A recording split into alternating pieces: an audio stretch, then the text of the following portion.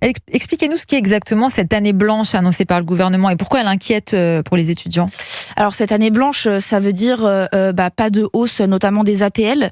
Il faut savoir que les bourses, dans tous les cas, ne suivaient pas l'inflation. C'était la seule aide sociale en France qui, pour le moindre euro en plus ajouté, dépendait d'une décision politique.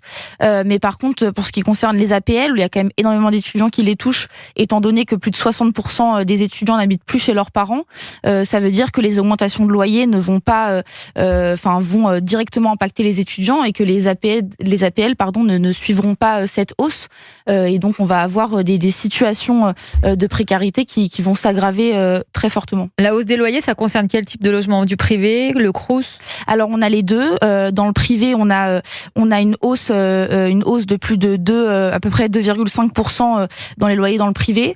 Et les loyers Crous, c'est une augmentation encore plus élevée de 3,26%. Après, il faut avoir en tête que seulement 6% des étudiants ont accès à un logement Crous.